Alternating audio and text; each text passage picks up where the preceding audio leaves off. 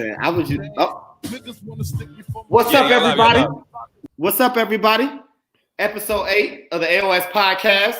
We back at it on our new start day, Wednesdays.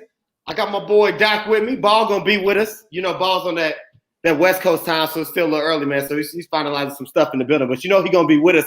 But this episode 8, man, and we are here to talk about what teachers really want from their school leaders. And so had an opportunity. We sent out an AOS podcast survey. I want to shout out those 12 people who engaged with us on the survey. We're going to definitely shout you out throughout the show. And so we definitely appreciate you. But if you're a first-time listener to AOS Podcast, man, it's the realest ad movement. And we want to appreciate you for rocking with us. So a couple of things I need you to do. First, go on Facebook and like our page, the AOS Podcast. Follow us on Twitter at the AOS Podcast, and then subscribe to our YouTube page, the AOS Podcast, man. We appreciate that. Show us some love. The folks have been rocking with us. We appreciate you always rocking with us, and we look to have a great show. So if you were watching the show in the comments, please give us a 1 to 10. How you feeling today? It's Wednesday. It's hump day. Got a lot of good stuff, man. You know, we about to set the tone, and then, you know, Unc going live tonight with the crew, man, which makes my Wednesday evening is great. So we're going to look forward to that. So thanks for rocking with us. So, Doc, man, you know, man, I got that heel turn coming today, man. It's that Montreal Shawn Michaels. I'm ready for it. Denzel and training day, man. I got some stuff off my chest, man. So if you don't mind, brother, man, but before you do your opening thoughts, man, I got some stuff I want to say. If you don't, do your thing, baby. If you will oblige me for a second, I'll give him the full screen. Man, listen, I'm gonna get this full joint. All right. Most of y'all been rocking with us, man. Y'all know I'm pretty chill guy, man. I'm pretty happy all the time, and I'm still happy. But it's about time for me to switch it up, man. The AOS Podcast, we've been rocking for 8 episodes, man, and I guess maybe because I'm the young one, I got to be the one to stir up some shit now. I'm about to be the shit starter of the group. That's about to be me. What's up, Ball? They about to get this heat, man. I'm about to drop my gems on them. So earlier today, man, I released these McGuire 7 realist education gems. So I'm gonna read these off, man. It's gonna start my little opening statement. So first, number 1, principles. When teachers quit your school, they quitting you, not the school. So when the teacher leave, 99% of the time, it's your trifling ass the reason why they quitting. Shout out to Educator Barnes for that blog. Number 2, parents of kindergarten students. I love the fact that your baby got straight A's and you posted your report card. But you need to ask serious questions on if they're getting graded off of coloring in between the lines, cutting in the lines, and also whether or not they can share with their classmates. How about you ask whether or not your child can read or is learning how to read and can pronounce their letter sounds? How about you ask those questions before you post these straight A's, man? Anyway, number 3, there's a difference between being able to read and comprehend and reciting words on the page. I don't care that your child can recite words. That ain't reading. Number 4, Black educators, know your worth. Don't let anybody define your worth, including other Black people. Number 5, where is that energy that everybody had in March when they was wearing all these Black Lives Matters and writing all these letters? 7 months later, that energy then fizzled out. Again, people was in it for the moment and not the movement. But this is the realist ed movement, not the realist ed moment. Number 6, parents. I know you like going to those fancy schools, right? That's high performing and blue ribbon. But don't sacrifice your child because that high performing school is failing your child for some Facebook likes. You should do some research on whether or not your kid is actually learning in that high performing school and whether or not your child is aiding in that A rating. And number 7, to my mentoring groups that like to do the high five rallies at the beginning of the year, stop trying to pimp our schools with your mentoring service, man. I don't care nothing about your struggle to prosperity story. If you ain't talk about comprehending nonfiction text or teaching my kids how to draw an array in math, I don't need nothing you got. I only got 7 today. I probably got a little more, but I'm going to say that for next show. So that's my opening statements. That's my heel turn. I'm Shawn Michaels in 96 in Montreal. I'm Denzel in training day.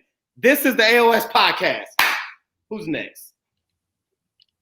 Mic drop. Wow.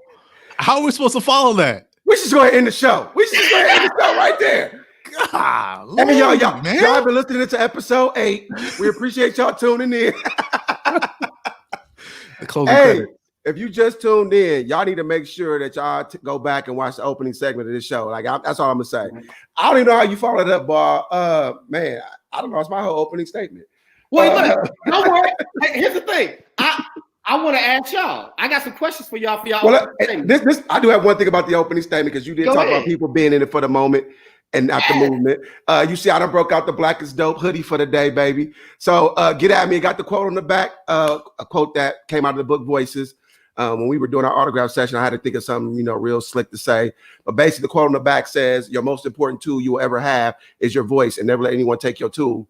So you can see my boy Dave just use his voice to really drop 7 gems. So, and then I just want to shout out everybody that went out and read the blog, the latest blog that dropped last Friday. It was a heartfelt tribute to all the mentors. Our last show was on mentors, all the female mentors in my life, with the a head nod to my boy Tupac in the Dear Mama thing. That's kind of how I wrapped it up. So shout out to everybody that read the blog. If you haven't, please go check it out.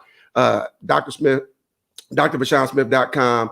And I've been getting crazy feedback on the blog. So my 2 co-hosts, along with Unc, is the ones that inspired that piece from the panel I was on, where we talked about protecting Black women in the workforce. And then we did the show on Mentor, and it kind of came together into the blog post that really was a heartfelt thing for me. I mean, I literally dropped a couple of tears writing it, and it was basically a tribute to my grandmother, who is the greatest woman I've ever known in my life. So I'm ready to get this show started, man. It's gonna be a hot show, bro. I really do hope I don't lose my job off this show. That's the heat we need. Ball, man. What's up, brother? Fellas, it's good to be amongst you today. Again, Dave, I don't know how to follow that. Yeah, you brought the heat, you brought the smoke. It's a Wednesday afternoon, and I'm fired up to be here. There are several things that I wanted to kind of branch off of from your 7 points. One is the value of grades, and I think that is really important. What do they actually mean? And those are discussions that we've had in my building and every place that I've been. Because are we grading for what students know and what they understand, their mastery, or are we looking at their compliance? And I actually have had that conversation in my house as well, but I won't get into that. But because I mean, the bottom line is, we got to do the best that we can for our kids. I'm here. I'm fired up for the show. Over the last couple of weeks, we've had some challenges, that we're facing here in our district. This as part of our intro, and we're going to get into, what our teachers need. But right now we're completely remote, but we're getting ready to transition into a hybrid. So I think that ties in a lot to what we're going to talk about in today's show. And just thanks everybody for tuning in. We appreciate you. Yeah, I think let me comment on one more thing, that because Ball talked about it with that. Are we grading for actual comprehension? Or are we grading for compliance? And it takes me back. Last night I had my Title I parent meeting. Shout out to the parents that jumped on that Zoom call with me, and also my teachers that came in to support it. And one of the things I really wanted to push in that meeting was this school parent compact, this agreement that we have with parents to be a part of this collaboration process to educate kids. And one of the things I told my parents is, if you don't have the tools to have that conversation with your teacher, come talk to me. I'll give you those tools, because I need you to be a bigger advocate for your student than I am. But with that, though, when you talked about that compliance piece, is if your kid is getting straight A's, but when I look at iReady scores and I look at MAP state data, and they tell me that your kid is in 6th grade reading on a 2nd grade level, that straight A ain't really valid. Dude, how about just having a conversation with that kid? Man, what did you learn today? What did you learn today? Man, grades are subjective, dude. I'm telling you, man, depending on how the wind blow, that's whether or not you're going to follow this D or this F. It ain't even been on. It depends if I like you. If I like you. Yeah. If I like you. And so that's the big thing, is like, let's get beyond grades. Let's look at some standardized assessments. And I know standardized assessments do have their biases and things like that to it, but I'm tired of teachers, parents, school districts, politicians looking at one data point to speak to how a kid can learn. Let's teach people how to triangulate data. Let's look at multiple data points. And let's have those conversations instead of just looking at one grade or thing like that. So that's the big thing. I'm trying to get my teachers, like, we're going to look at iReady data. We're going to look at teacher-generated assessments. We're going to look at code writes. We're going to look at cool downs. We're going to look at bell work. We're going to look at multiple data points in order to make a decision on where a kid is and not just one thing to dictate where a kid is. Because if you look at Shaq and you look at his foul shot percentage, you're going to think Shaq was a horrible basketball player. But Shaq was one of the most dominant players ever played the game. So you can't look at one data point to tell the whole story for anybody, no matter what it is, school or in life. Period. Yep. So listen, you can already tell where we're going today. And the show is, again, what do teachers need? So here, what kind of supports are you providing as a leader in your school or school community facing racial injustice? And I talked about it. I said it, got these folks out here in March was real happy and giddy for this social justice thing. And then 7 months later, right, it's kind of faded, right? And it's like, I'm a double dutch into this conversation, right? I ain't really going to have it. So I want to know, and I'm going to get to the survey results, but I know you guys, we talked about it in multiple shows. But what have y'all done to make sure this conversation has still stayed relevant and make sure that whether it's teachers, parents, students, or other community members, to make sure that you're still having these conversations and providing supports during this time? So I'll jump in first. Cause I think I know I've been at the forefront in my district on this work. Like, it ain't even close. I'm not gonna even go down that road, but it ain't even close. But I just led a Twitter chat 2 weekends ago around the work that I've been doing in my building. And the first thing is we had to develop that why. Once again, I've said that every time we talked about it. Why are we doing this work? Are we doing it because it's a feel-good story? Or are we doing it because the news, everybody's been talking about it in the news, or it's the new hot topic, on Twitter or whatever like that? The why for us is because I want teachers to be able to examine themselves. I want you to be able to examine yourselves, and I don't want you to bring your biases and your isms. I don't care if you white, black, Hispanic, Asian, or whatever, into the classroom when you're presenting material to the kids. So that's kind of where we're at and what we're doing in this and with our work right now. And I showed y'all the PowerPoint a few episodes ago that we started out the school year with, setting the stage. We did the book preview a couple weeks ago, and then next week we're diving into chapter 1 of Why Are All the Black Kids Sitting Together in the Cafeteria? And once again, just as a reflective process for teachers and staff members to say, what are the isms that you are bringing to your classroom and that are hindering kids from getting the full story of whatever content you're presenting? Yep. Bob, what you got, man? What you got going on there? What are you trying to lead to make sure this stays relevant? Yeah, man, I think this is one of the challenges that we face. Especially in a community where we don't have a huge African-American population. And so just like you said, in the summer and in the spring, when everybody was on fire, more people are open to it. And it's interesting. I do a weekly community update to my community, and I share it with my supervisors. I share it on Twitter and all that type of thing. But I'm consistent in bringing up the injustices that are happening. A couple weeks ago, I put in my update about just acknowledging the fact that it was a tough week with the death of Ruth Bader Ginsburg, Supreme Court Justice, and the decision of the Attorney General in Kentucky with Breonna Taylor. And I got some smoke for that, which was really interesting. It was really interesting. But the bottom line is, injustices aren't going away. They're not going to go away if we don't face the fact that we live in a society that is built on white supremacy. And, there are folks that don't have opportunities because of their skin color, and it's wild. But I did want to show, so we did a book study over the summer. This book is Anti-Racist by Tiffany Jewell. And so our monthly PDs that we're doing, we're digging into a chapter. It's got 20 really good activities to go from, self-reflection all the way to being anti-racist. And next week we get into our the next chapter is chapter 4, and it talks about racism. So we'll be looking at racism as a staff the next Monday at our staff meeting. Then we got another book study that's going on called Blind Spot. And so it basically looks at, those biases that we have And we just started that. I give a shout out to my assistant principal that's leading that book study. But the bottom line is we're leading staff and we're having conversations about biases and racism and the fact that they exist. And I'm communicating it to our community. And fortunately, there are other schools in the district. One of our high schools is currently reading. They're starting a book study tomorrow night with their entire community on Stamped. And so I'll be participating in that. I'm really looking forward to that. But we're doing work. It's a process. It's a process. Absolutely. Real quick, go ahead. Who's leading those book studies in your building? So this book is anti-racist. I'm leading that, and then my assistant principal is leading another one. Okay. Leading the other one on Blind Spot. Yeah, man. So that came up in the survey. So one of the folks said to be able to find new ways to help in injustice would be having book clubs, right? Putting those resources in front of people, using what's out there and using books that have activities. They talked about transparency. I think that's one of the things that we've always tried to be, is very transparent with first who we are as leaders, who we are as Black men, who we are as Black fathers, what we believe and how we feel. They talked about the importance of having the conversation.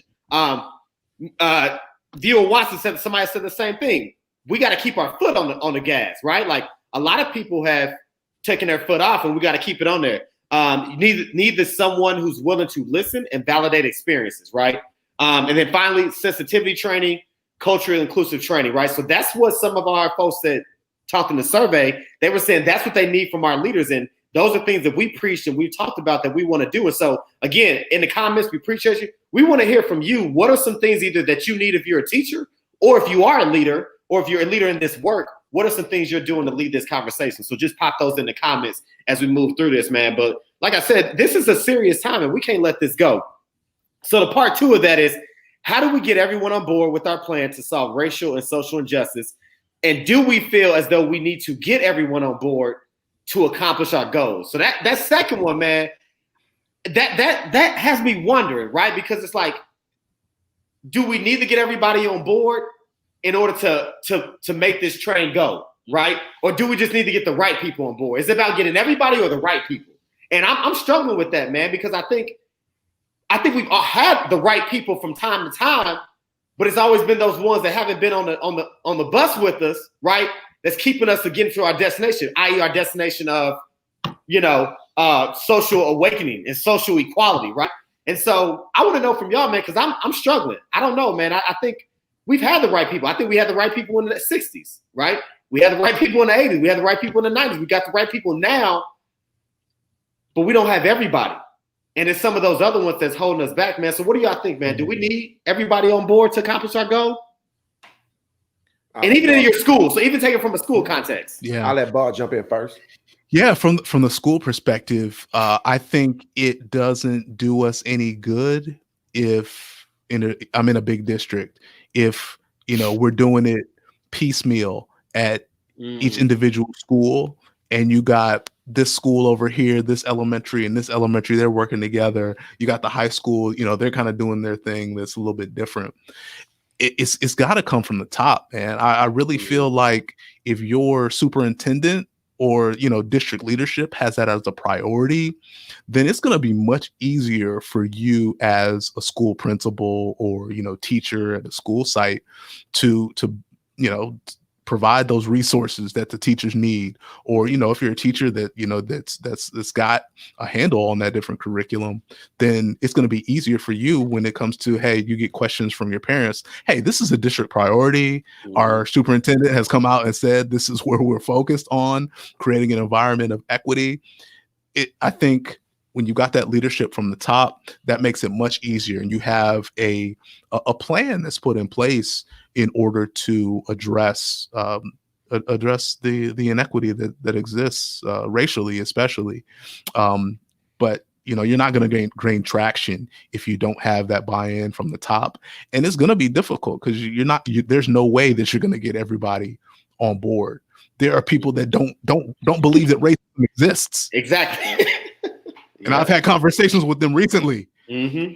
And you're not going to get them, and it's difficult. But as a staff, if you got those right teachers in place, that are leaders, they're going to be influencing some folks. They're going to be influencing students. They're going to be influencing families, and that's what we need. We can't wait. We can't wait. We can't be patient for someone else to get along. And it's great to have that, again, to have that leadership from the top. But if you don't have it as a school site leader, you can't wait for it either. And that's kind of where I was going to go with it. Is like if sometimes when you're in a position that you want to make a move, sometimes not only do you have to lead your people, sometimes you have to coach up. So, and I'm not saying like our district has had some equity talks and we've done some work in the past, but I think going into this school year, it looks a little bit different. I think for you to really get the effect that you want to have that's long lasting, those conversations and that work needs to be more intimate. Even within our building, we rarely do anything whole staff around this work. It's always broken down into smaller subgroups that we have people working. They have those relationships where they can have those true intimate conversations with each other that teachers would be. And I've heard teachers feedback saying, I wouldn't be okay to have that conversation in front of the whole staff, but I'm okay having it with the rest of the Encore teachers or with the rest of the 6th grade teachers because they had that intimacy amongst their group. So I think that it'd be great, like Ball said, to have a top-down approach, all the way through and have a seamless plan across all buildings, things like that. But sometimes you have to coach up, and then sometimes you have to be the trailblazer for everybody to get behind.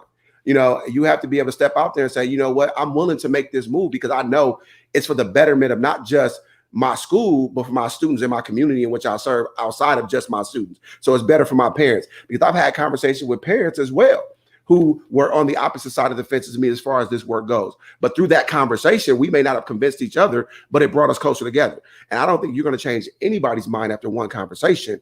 But if we can start the conversation and continue to have the conversation, it's going to be more important than anything.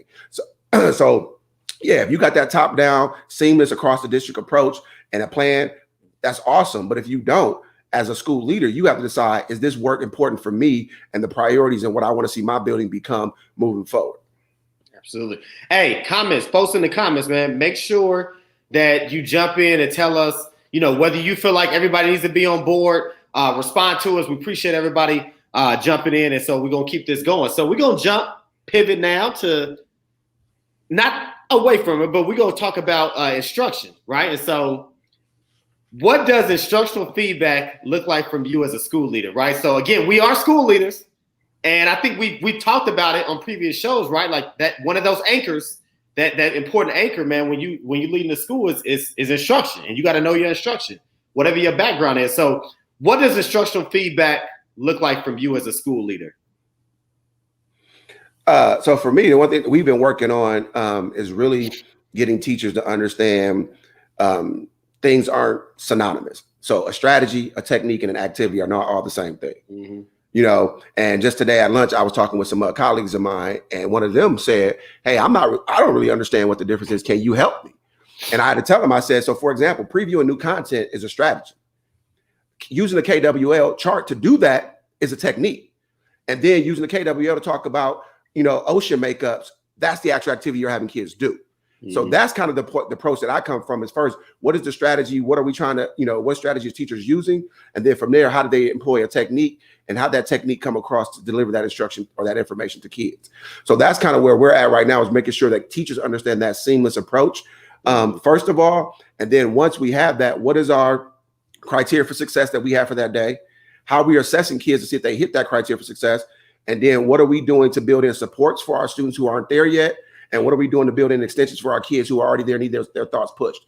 And then we're having those conversations every Monday and Wednesday in Content PLC around those 4 essential questions. What is our criteria for success?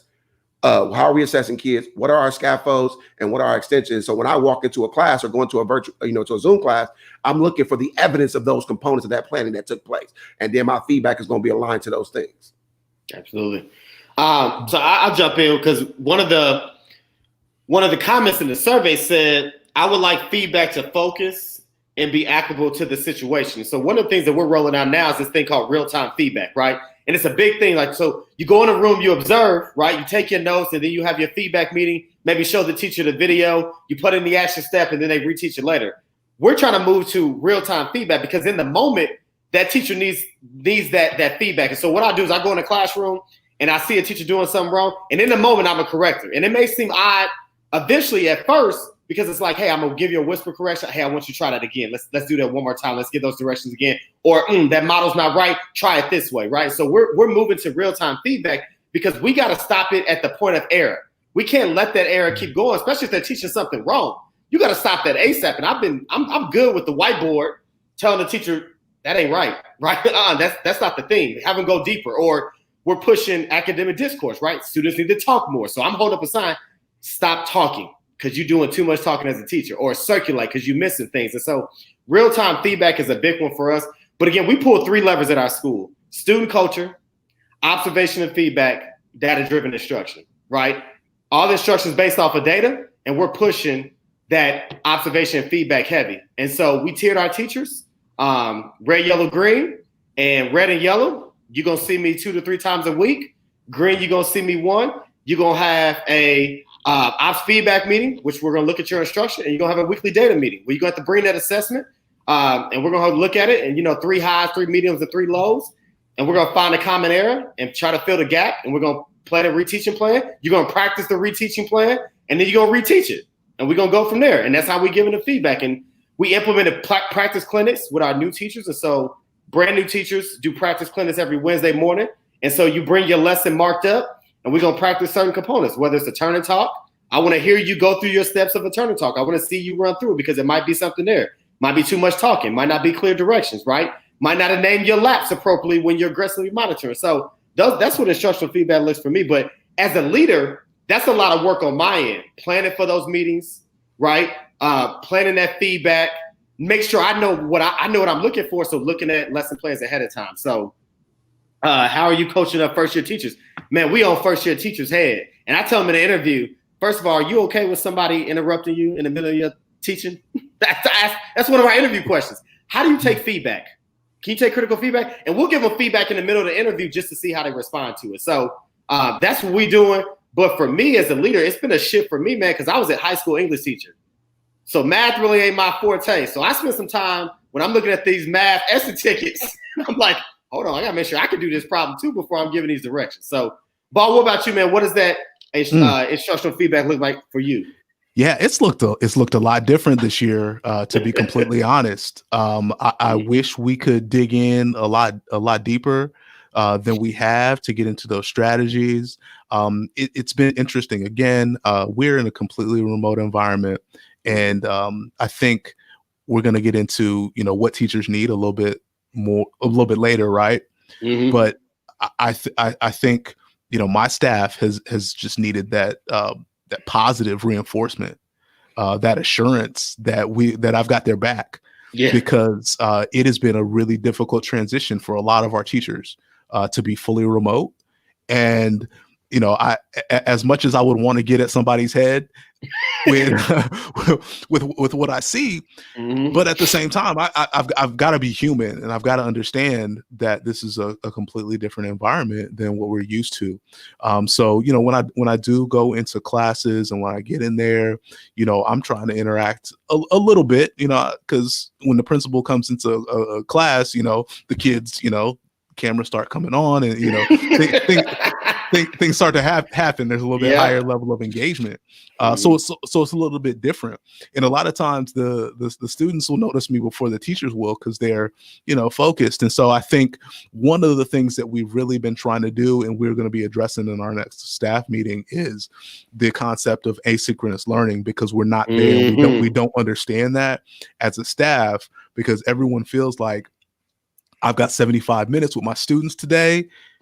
We need to be on camera. I need to be talking 75 minutes. Mm-hmm. And not everybody's talking for the entire 75 minutes, but, they feel like they have to be there and that they have to coach the student. And if they, and so we're going to talk about, what asynchronous looks like and how we get students to a point where, hey, I trust that when we get off this camera, what the steps are to accomplish whatever our learning objective is for the day or for the unit.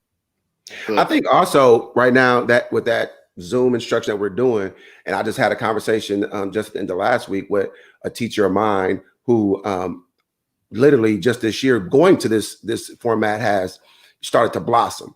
And what has helped him blossom is we can. He sat down with my instructional coach. Shout out to Miss Williams, who is now my assistant principal.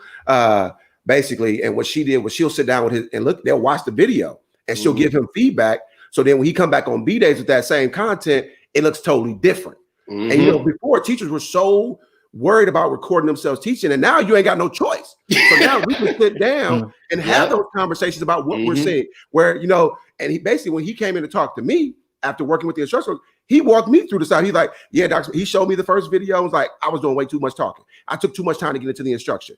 I was too much clicking on my Canvas page to get to the actual lesson. So when we got to the second video, it was like boom, boom, boom, boom, boom, you know? So, but and where I feel like last year we would have those same conversations and wanted to do some of those same adjustments. He couldn't see himself, so he couldn't make those adjustments. And now when you can see yourself and like, dang, they are right. Like I'm watching the video and I'm even bored. So I think taking advantage of those Zoom recordings and talking to teachers about changing their instruction through that piece will then pay dividends when kids do come back in the building as well. Absolutely. And so Michelle asked about how do I build relationships? And so I had to learn this after the first year of implementing real-time feedback, because I was just in there like cutting everybody off. Like, So there's one of two ways we can do it. So I got one teacher. I said, do you want me to do the approach with the whiteboard? Or sometimes I'll raise my hand like a student and I'll ask a question, which will trigger to the teacher that you're off base, or you should probably ask it this way. Or I'll say, hey, class, what about this? Right? So I'll go that approach. Or some teachers are saying, you can just walk up and whisper to me, right? And so it's all about a comfortability, but I had to ask them, we're going to do this real-time feedback. So here are the options. I can do the whiteboard. I can do the casual hand in the back and ask the broad question, or I can whisper it in your ear. And which one works for you? And they said, well, I want to do this one. And I've had some teachers that have graduated and said, okay, enough of the whiteboard. I need you to just tell me in a moment. And so I can go up to them and I whisper to them. But I had to find something that worked for every teacher, because that's how I was going to build a relationship. Otherwise, to your point, either A, they get an attitude or they shut down. And that's bad for kids. And as much as I want them to fix it, I need them to be right. And so I can find a common ground there. But I'm not wavering on the real-time feedback. If it's wrong, now if it's dead wrong, I'm going to just stop you and I'm going to do it. And I'm a model for you. And then I might say in the coaching meeting, so what did you notice that I did that was different, right? And I'll do that. But to your point, man, when the content is wrong, the environment can't be an excuse. So you can miss me with your feelings.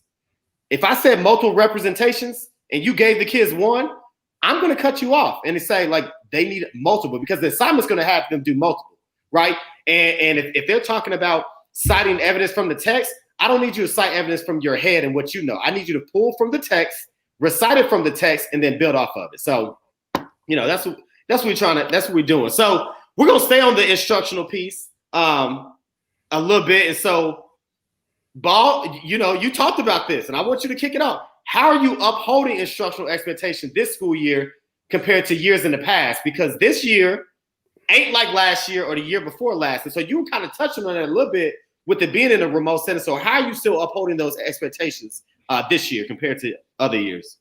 I think that one of the biggest things is making sure that we have specific learning targets. I mean, the teachers have, you know, they feel like they have to have the exact same instruction that they had in the traditional classroom setting. And so how do I put this without, you know, sounding too wild?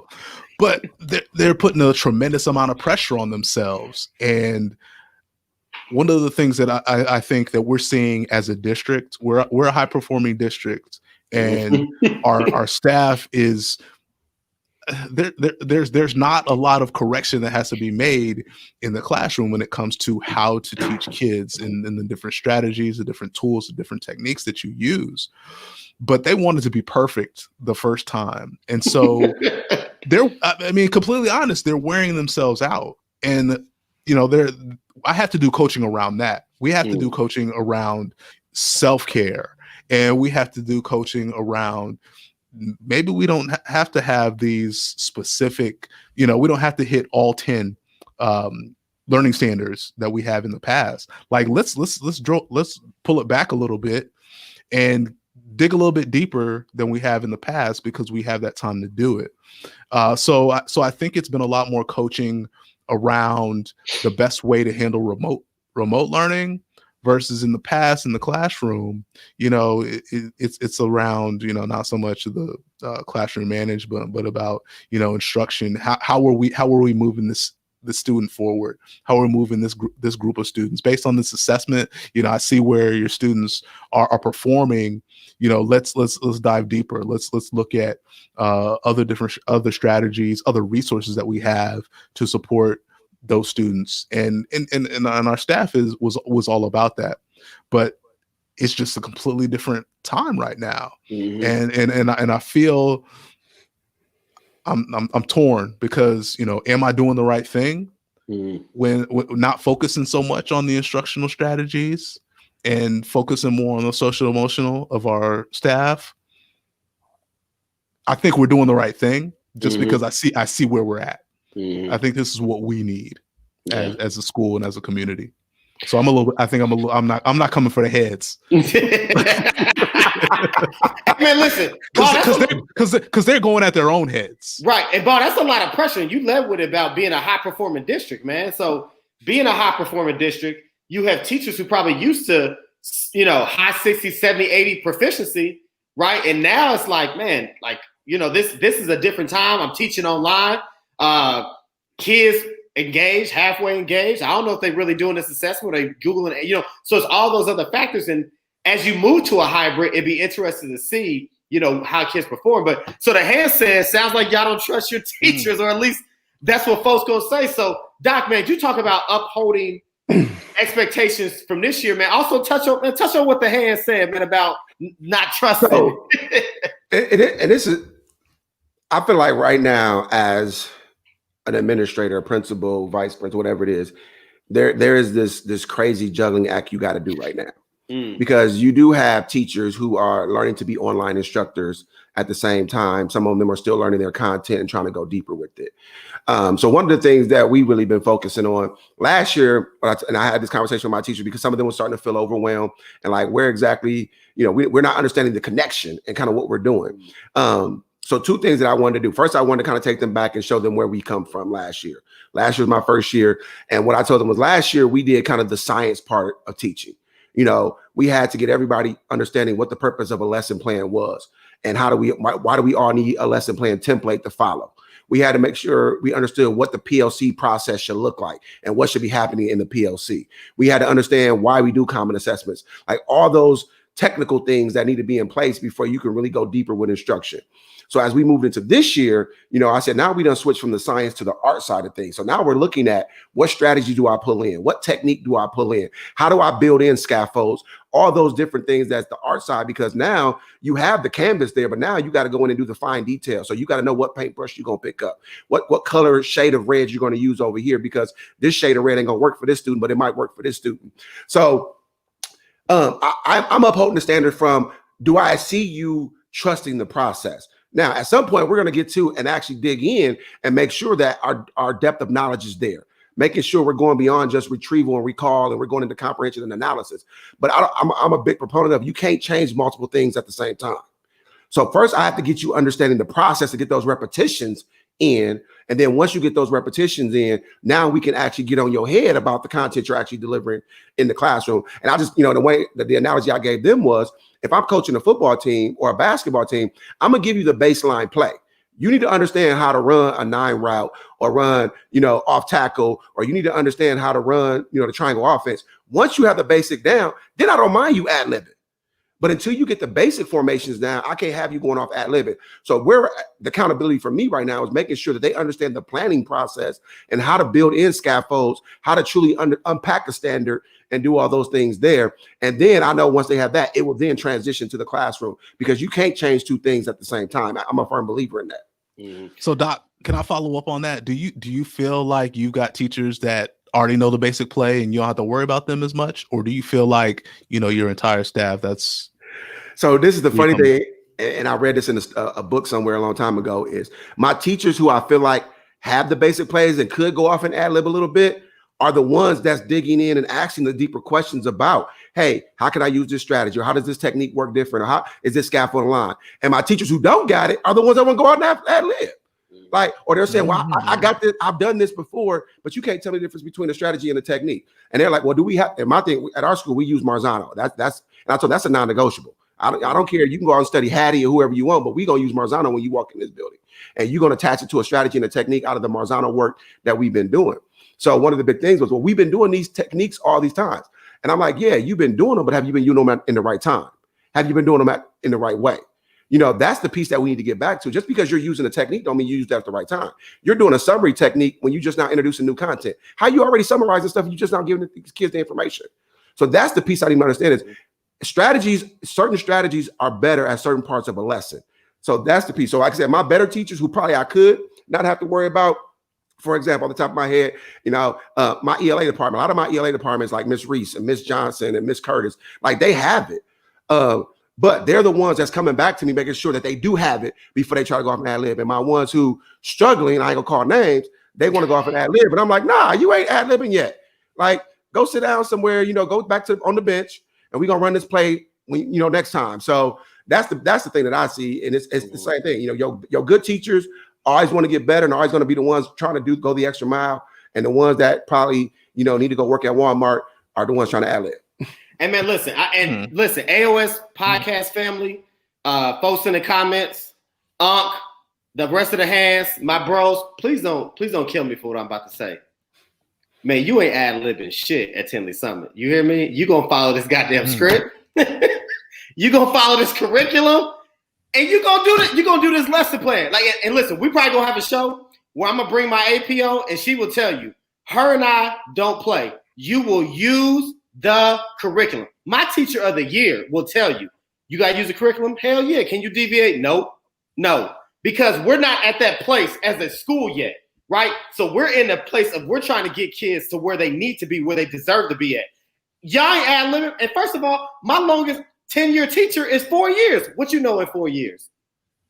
What you know in 4? No, you're going to follow this curriculum. So at Tinley Summit, you're going to follow this lesson plan the way it's written. When you mark it up and I give you feedback, you're going to correct it. And after it's been proofed and sealed, stamped, and signed, you're going to teach it. Now, that doesn't mean that after we do the observation that we find a gap in that file or in the moment. But you're going to read off this script. That's what I need you to do. Wow. I need you to ask this question right here. You need to listen for these responses. If you don't get these responses, pull a question out the back pocket, BPQ, and ask this question.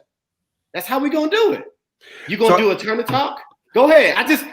We're not there yet. And they know I got to put my reins on it, my AP and I, because we got to move this school. And kids ain't got time for you to be trying to be super teacher. I need you to do what I say do, when I say do it, how I say do it, so we can all move forward. And like I said, and when I say ad lib, I'm talking ad lib as far as, like I said, using Marzano strategies is a non-negotiable at our building. Mm-hmm. Following the curriculum is a non-negotiable. You gonna do that. Okay. Ad lib, what I mean is teachers say, well, you know what? Marzano says we supposed to preview new content, but I'm gonna go over here because Hattie said do this. No, you ain't gonna go over there because Hattie ain't gonna do it. You're gonna do what Marzano said, and you're gonna attach it to one of these techniques that's on this sheet for previewing new content or whatever. And then I want to really hit on us. He said teachers of the year should be able to do what they want. I bring my teacher of the year on from last year. My teacher of the year is one of the primary ones that come to see me at least 3 or 4 times a week, asking to go deeper with Marzano. So where she probably could go off and do my teacher of the year is the teacher I wish I was when I was in the classroom. But she's one of my leaders that's helping other people. And said, no, Dr. Smith said you got to use Marzano. My teacher of the year be snitching. Yo, McGuire, they ain't teaching the curriculum. They not following the lesson plan. She already know. Oh, turnover rate. Hey man, listen. I'll replace 3 teachers out of 40. If you ain't good for kids, I fire everybody. Period. I don't care about turnover rates. To me, turnover rate should be whether or not I want you to stay. If I want you to stay and you leave, then you count against me. But if I let you go, that ain't turnover. You don't need to be here. So that's how I rate that. But again, ours is decent. I mean, our network is terrible. But see, I'm the happy school, right? Y'all know I'm a nice. I have fun. I'm not quite like Doc. You know, Doc happy. Man. Doc throwing parties. Hey, wait till next Friday. In the middle of the day. Wait till next Friday. It's lunch. It's Friday. We got the food truck. Hey man, listen. Y'all got a show tonight. I told y'all it's episode 8. Y'all about to see the AOS podcast in a different light. Let me tell you real quick. Why? I mean, my staff is dope as hell. I'm gonna tell you why. I've been operating solo dolo with no APs for 6 weeks, and they've been rocking with me side by side the whole time. But let me tell you this, and I just presented my school improvement plan to my board last week. And this is why I do for what I care for my staff. We didn't take state testing because of the pandemic, which we was pissed. We wanted to test. But I'm gonna give you just a quick snippet. We took the fall iReady test the week after Labor Day. In reading, we had 22% of our kids score tier 1, which means they read on grade level. In 3 months of instruction, when we took the winter, we were up to 45%. Like, we getting ridiculous numbers. We went from math from 22% to 38% in 3 months of instruction. So we were like, hey, we ready to take the state assessment because we knew how we was going to bomb it out. To that point, we just took our fall iReady again. Mind you, this is after COVID and everything like that. And our kids came in this year at the same level, if not better than where they started at last year. So, and I mean, so that just shows why. I mean, I do what I can for my staff. And like I said, I replaced 3 teachers. 2 of them had to go. They had to go. And the other one retired. So, like, you know, and she retired. Hold on. She retired and wanted to rescind her retirement paperwork. So, so the turnover rate, like I said, I'm with you. If you don't want to be here, like I said, I'm trying to do my job. My 2 APs didn't want to be on the bus to Chicago no more. That's why I've been solo dolo for 6 weeks. They gotta go, man. Hey, man, I gotta go to Kilpatrick, man. So it's a good question. And they said, have you surveyed your scripted for bias or racial disparity? If so, do you plan around us? You sound like you work in Indiana, but because that's a good question though. So I say this. What we did first was when we got the curriculum, we did an audit of it, right? I'm gonna tell you this. See, it's easy. The easiest thing to do is look at something that you're about to implement. You got to get some fresh eyes, somebody that has no connection to your school, and say, I want you to look at this curriculum, look at the text that we're reading, right? Look at the articles that we have and things like that. And you tell me, based on our demographics, based on the socioeconomics of our school, based on the location of our school, right? There's some blind spots that we have as a school. And this independent auditor did. They noticed some blind spots with books and materials and things like that. So when we got that information back, yeah, it was a gut shot, right? But we had to then adjust. We had to, okay, so let's look at what is the goal that's trying to be accomplished, right? With this particular text. Let's find a text that's more culturally relevant, that's of rigor. I want to name that's of rigor, that can get us to the same goal. And so then we looked for those and we found those. And, you know, we had to basically repurchase some books. And so we had some books that we just kind of gave away and we bought new books, man, and tried to do that. But that's a good question. But again, we first looked at it from our standpoint, which I believe is wrong. Then we had to get some fresh eyes, the independent outs to look at it and say, we need your honest feedback on this curriculum. So great question. That's just something we did because we did get a curriculum from another school. And so when we took it, we then aligned it to the Indiana state standards, which is a whole nother conversation. And shout out to Unc for his show last night, who kind of hit on standards. And I'm not going to go down that rabbit hole, but we aligned it to ours. We made some tweaks, and then we have, you know, which is our curriculum that we've been using for 3 years now. So, Kilpatrick, great question. You from Philly? I love me some Philly. I was just getting ready to ask you if you would if you were using the Teacher College curriculum. Nah, man, we're not doing no Teachers College, man. But I do have some friends that graduated from Columbia's Teacher College. I'll say that. Next question. We got it out here anyway. Next question. All right, let's where we at, man? Where we at on the next question, man? We didn't went off. Okay, here we go. How do you? Oh, this is a good one. I think, Bob, this is where you was going. How do we as school leaders better understand the stresses of teachers and parents during this pandemic? So I know I want to lay down the hammer on teachers, but one of our mottos, and I'll let you go real quick. Ours is grace, patience, and empathy. That's our motto going into this year. But you wanted to hit on that, man. So kind of touch on that, man. How are you dealing and having a better understanding? Yeah, so our school theme this year, our school-wide focus, is liberty and justice for all, and I talked about that at the very beginning, several podcasts ago, and I think that we can't just look at it from the perspective of how we're supporting all of our students, creating an environment that's that's safe for them, where they're going to be able to thrive. But I think we have to also do that for our staff. And one of the things I've been doing is real simple. Is just to check in. I've been sending a Google form each week and asking them, let me know what's going on, how you're feeling. I've changed it up a couple of times, and the one that we're using right now, I call it the rant and rave. So give them the opportunity to, rave about something that's going really well. They've been shouting out their colleagues, and then rant on how they're feeling. And it is so insightful to hear the things that they're dealing with. We've got staff members that are having, family members that are struggling, that have had COVID or having whatever, they can't go out and see them because of the threat of infecting their parent with COVID and things like that. And, just again, the most recent one, we're talking about that transition to a hybrid. And we weren't, to be completely honest, we weren't ready for remote learning. And we're talking about January 5th that we're going to open up in a hybrid format. And we just had a staff meeting this morning, and they had so many questions that we had no answers for. And just taking the time to ask and giving them that space to express how they're feeling and what their thought process is has been really beneficial. And, I'm not dropping the hammer, just asking. It's just that simple. Just giving them the space and the time, asking, how are you feeling? What is it that you need from me? What is it that you need from us? And that's one of the biggest leadership lessons that I've learned, not just as an educator, but folks just want to be heard. Yeah. And if they feel heard, and they're great people, they're great teachers, they're gonna go do their thing.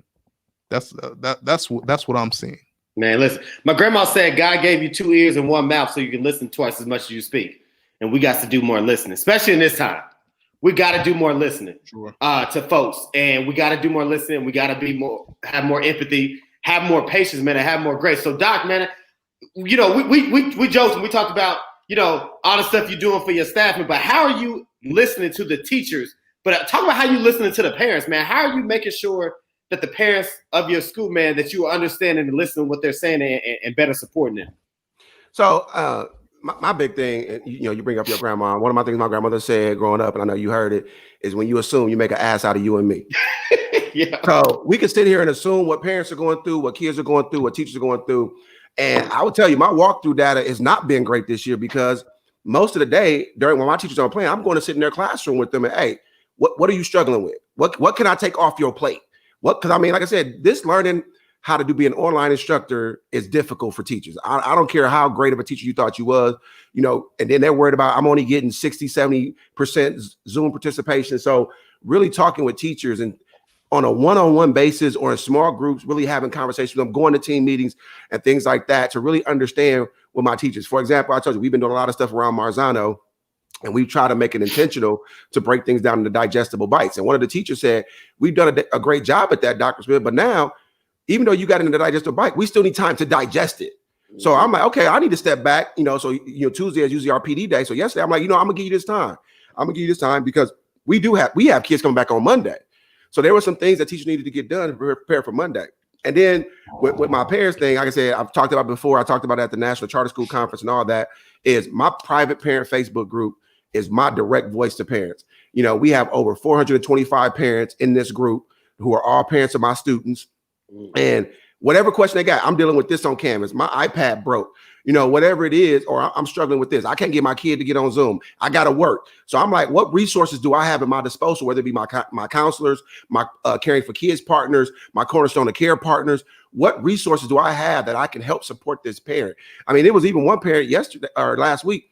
My kid can't get into Zoom classes. We're doing everything we can.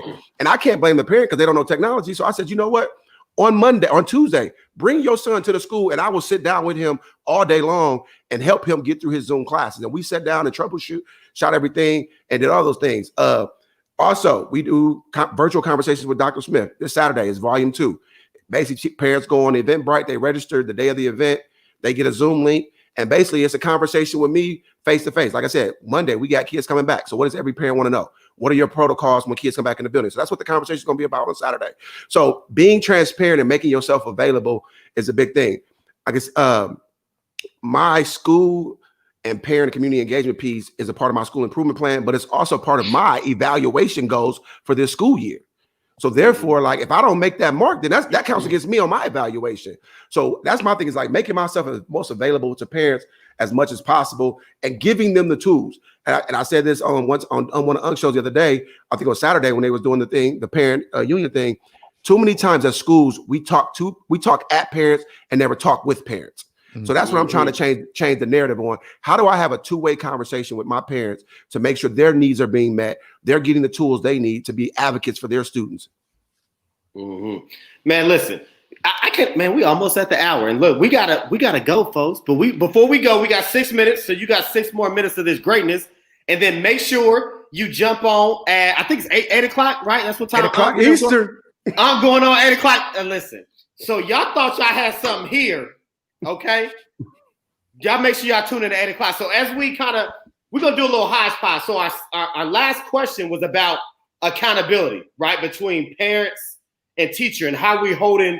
There it is. How do you balance holding both teachers and parents accountable while still having a sense of understanding that things are harder currently? Listen, so I'll start with this one, and I'll make it real quick. I told my parents and I told my teachers, these kids that sit in front of us, regardless of what's happening, they're going to be adults someday. And the society and the world ain't going to care about the COVID pandemic of 2020/2021, especially for our Black kids. So, yes, I understand that things are hard, but we got to come together as a community, come together and help one another, because these kids got to be on mark, because these are the kids this is the future.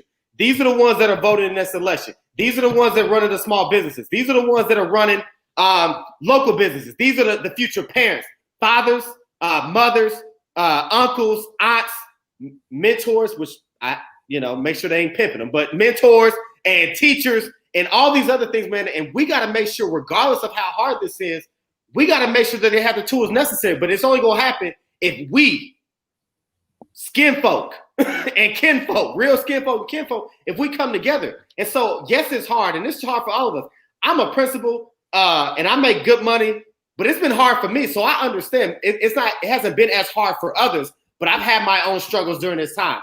But I get through it when I have people like Doc and Ball and and the Hands, and people that I can go to in that support circle. So make sure, man, you find your support circle. And if you see somebody struggling, man, bring that person in, man. We can't keep leaving people out, man. And I got my 2 military folks, and they tell you, what is it? Never leave a man behind.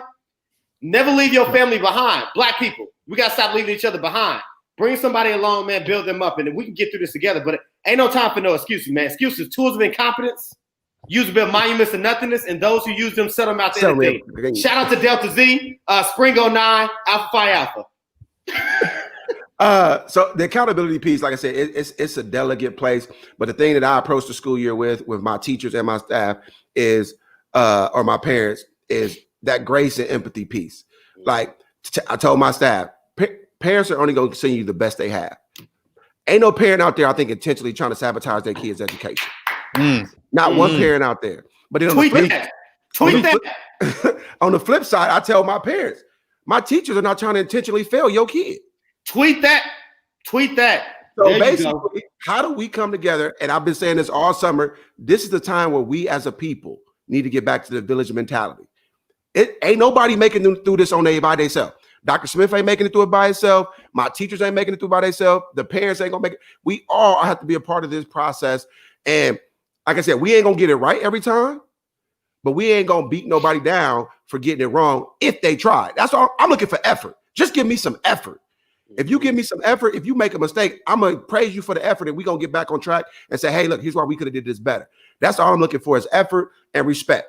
And we can make it through. But I said, I don't care who you is. Ain't nobody getting through this on alone. So there it is. Bob, man, how you making sure you hold folks accountable? Because you said it earlier, man. You got a high performing district, so that means parents and teachers, man, have high expectations. Yeah, and I think one of the things, and you both hit on it, that the idea of empathy and us being in this together. I think that our parents realize that, our students realize it, and our staff realizes it, that this isn't something that we get through on our own. But I think it takes a level of just that internal fire and just understanding that I play a role in this. You know, I do the morning announcements, and I use a quote from one of the movies that's on loop in my house right now, Moana. One of the songs, she says, the call isn't out there, it's inside me.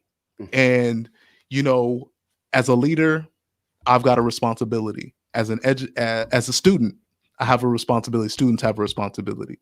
As teachers have responsibility. As parents have responsibility. And we all have to realize, like, we can't project. We can't point the finger over there. We can't point the finger over there when something's not getting done, when students aren't meeting the center. We got to point that finger back at us and reflect and realize what our role is in that. And so I think just calling that out is really important, that we have a role, we have a responsibility to work together to make sure this thing works for our students. Absolutely. Listen, folks, I told you we got to go because 8 o'clock p.m. Eastern, I'm in these streets. So look, this is final thought. So we're going to do it like this. I started it, I'm going to end it, and I promise I'm going to be more gentle in my closing. So, Doc, man, kick us off with final thoughts. Then we go to ball, and then I'll end it in a nice way. Yeah, I'm going to try to keep this short. I just really wanted three things. The first one is, like, shout out to my staff at Grandview Middle School in Grandview, Missouri. Like I said, I've been rocking solo dolo for 6 weeks, running a school of 600 students. The blessed thing about it is we've been online, but my staff has rocked with me. Like I said, I'm pretty sure there was a lot of rumors out there what was going on in our building. You know, there was a lot of outside noise, but they never let the outside noise affect what they was doing on a day-to-day basis. I had several teachers come in, Dr. Smith, we rocking with you. Dr. Smith, we got your back. What you need us to do? So I'm thoroughly blessed to have the staff that I have that rode with me through this turmoil, and we starting to get this shit turned around. Putting this dream team together. So shout out to them. Also shout out to my central office who really stuck by my side and had my back through this whole turmoil thing. You know, where they could have quickly, turned against me. They basically on several occasions said, we believe in the vision that you have for this school and we rocking with you. And that's for my direct boss, Dr. King, my superintendent, Dr. Rodriguez, Ms. Deanda over at HR, Ann Cook, who's our assistant super for operations, who really stuck by me through all this. So I shout out to them. And then the last thing I just want to say, people in a few days, in a couple of weeks, like, you need to get out there and make your voices heard. Like, this election is so crucial. Your voice matters. And like the quote on the back of my shirt says, the most valuable tool you will ever have is your voice, and never let no one take your voice. So I don't care if you have to stand in line until 2 a.m. on November the 4th, make sure your vote counts, because I'm telling you, if things don't go the way they are, you think things are bad now, shit gonna get a lot of worse. A lot of worse? Out the gate. Ball, what you got on close? What you got on closing thoughts, man? Final thoughts. I think this has been a really valuable show. I hope that our listeners have appreciated the energy that we brought tonight, because we're here for each other. We're here for the community. We're here for our communities. We're trying to get better each and every day. So I hope that you use it, use the knowledge that we shared tonight, and you take it back, that you're able to reflect and you think about it. I look at every situation as an opportunity to learn. And one of the things that I've really been thinking about through these challenging times is that joy that you see in a kid's eyes when they know that you care. So that is what's driving me to make it through all these nights when we're trying to figure out schedules and, who's going to be doing what. Do we got enough staff that's coming back, and all those different things that come up? I think about the joy that we see in kids' faces when they see us, when they're understanding what they're supposed to be learning, and they're growing and getting better. So remember that joy, stay motivated, and love y'all. Absolutely. Man, first, look, I love y'all. I appreciate y'all rocking with us, man, and having a good show. I appreciate y'all for jumping in the comments. So I'll say this first: next Wednesday, 6 p.m. Eastern, 5 p.m. Central, 3 p.m. Pacific, we got the AOS Podcast Twitter chat part 2. So make sure you jump onto that. We don't know what the topic is, but you'll get that soon. So make sure you rock with us on that. Doc said it, man. Make sure you go out and vote. But here's what I will say. Regardless of what happened, our dreams can't fit in no voting box. So we got to still make things happen regardless. Okay. Yeah, I said Pacific, specific, West Coast All of time. them. All them, man. West All Coast of time. them. Anyway, shoot. Okay, Our dreams, Ebonics. right. Our dreams can't fit no voting box, man. So listen, vote, yes. But after the November 4th, we still got to handle our shit, man. Community, we got to be together, man. Love y'all. Appreciate y'all. We'll see y'all in the Twitter chat. We'll see y'all in 2 weeks, man. Make sure 8 p.m. I'm going live in these streets. We love y'all. Peace. Go mob. 11802.